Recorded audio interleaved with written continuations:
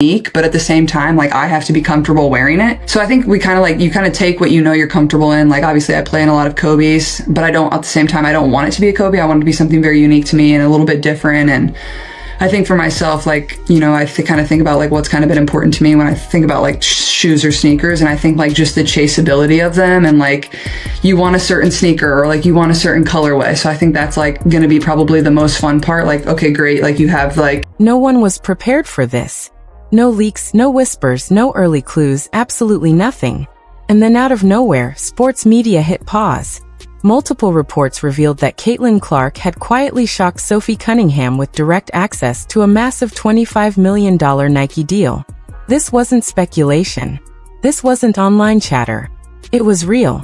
And it landed like an earthquake. Players were stunned.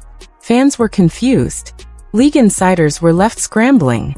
Meanwhile, the haters completely lost control. WNBA executives reportedly went silent, while the internet fixated on one burning question. How did Caitlyn Clark just flip the entire game without saying a single word? Stay with me till the end, because this story doesn't just go deeper. It gets messier, louder, and far more powerful. It says Caitlyn Clark's anticipated Nike signature shoe is expected to launch in spring 2026. Nike's signature roster features all-time greats, and I am incredibly proud to join some of the best athletes in the world. I'm excited to share a first look at what we've created together. Y'all should have did this. We're going into year 3. Y'all should have did this year 1. To understand why this moment actually matters, you first have to understand where Caitlyn Clark stands. She didn't walk into the WNBA as just another rookie. She arrived as pressure itself.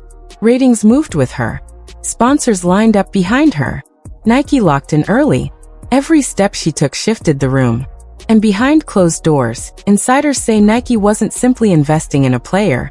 They were backing the face of an entire generation. But here's the detail most people completely overlook. Caitlyn Clark never moved like someone standing alone at the top.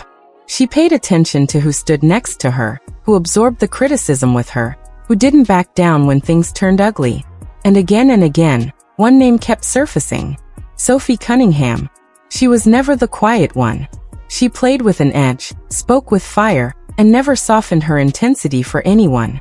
That attitude made her polarizing. Some fans loved it. Others couldn't stand her. But insiders say Caitlyn Clark saw past the noise. She saw a teammate willing to step in, willing to take the heat, willing to stand tall when pressure crushed everyone else. Someone who didn't vanish when things turned ugly. And according to reports, Caitlyn respected that. Not publicly, not for headlines, not for cameras, but privately, quietly. And as Caitlyn's influence inside Nike continued to grow, that respect didn't stay symbolic. It turned into action. And this is where the story stops being casual and starts getting serious.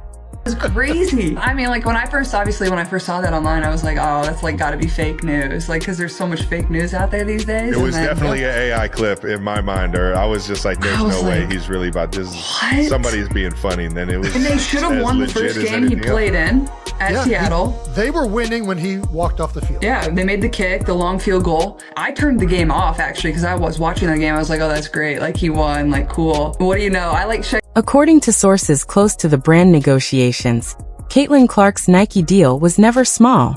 It wasn't a short-term play. And it definitely wasn't just about shoes. This was infrastructure, global campaigns, future collaborations, and long-term branding power. But insiders claim Caitlyn did something almost no one ever does at that level. She used her leverage not to squeeze for more money, but to open doors. Sources say Caitlyn personally put Sophie Cunningham's name on the table, emphasizing her marketability, her toughness, and her authenticity. And Nike listened. Because when Caitlyn Clark speaks in those rooms, decisions follow. Well, what can't she do? Caitlyn Clark is now a Nike basketball signature athlete. Yeah, the WNBA superstar is unveiling her very own logo. Take a look at this. I want it. Whatever it is, I want it. It's 2 interlocking C's designed to reflect her confidence, power, and... When reports of Sophie Cunningham's $25 million Nike involvement finally surfaced, the reaction was instant. Players froze. Media scrambled. And the haters completely lost it. How did she get this? This isn't fair. This is favoritism. But behind the scenes, insiders quietly pushed back. This wasn't favoritism, it was strategy. Nike didn't just see Sophie as an athlete. They saw a story. They saw contrast. They saw chemistry. They saw something fans could actually feel. And Caitlyn Clark helped turn that vision into reality. Social media detonated. Comment sections turned toxic. Hot takes flooded every timeline. But what made people angrier than the deal itself was this. They couldn't stop it. No suspensión. No reversal. No damage control. Because Nike operates outside league control. And Caitlyn Clark? She said nothing. No tweets. No interviews. No victory lap. That silence drove critics insane. What shocked fans even more was the WNBA's response, or lack of one. No celebration. No official praise. No amplified promotion. Just silence. And insiders say that silence wasn't accidental, because this moment exposed something deeply uncomfortable. Getting me a pair. I don't care what I gotta do. I don't care if I gotta sleep outside the mall for a day. I'm getting me a pair of Caitlyn Clark shoes. I missed out on all the PEs. When the real deal come out, I'm getting my pair. And if you wear my size, don't let me see you. And I don't have, no, I'm just playing. But no, that's incredible. Then they gave out these, here it says Nike sent out Caitlyn Clark from Anywhere promo packs. This is kind of hard too. See, man, I don't know why. How am I not on this list of people? Come on, CC, man. We got to talk, man. We got to break bread and figure this out. I should be. This is nuts. Don't open me till Christmas. That's fire. Wow. Wow. Wow. Let me see what this one is. Imagine shaking up an entire league without asking for permission. Still on the court, still dominating every game, yet running your own show. That kind of power makes the old system uneasy. Then the rumors started. Not official, not confirmed, but loud enough to grab attention. Industry insiders whispered about Nike's long-term vision for women's basketball, a plan that could reach billions over time. This wasn't just a single contract. It was a movement. And Caitlyn Clark was at the center. But she wasn't alone anymore. That's when things really started to rattle people. This wasn't simply about money. This was players taking power into their own hands. Stars lifting stars. Influence shared instead of hoarded. And the old system fears that. Once players realize they don't have to wait, everything changes. Caitlyn stayed silent. Sophie didn't brag. They just played.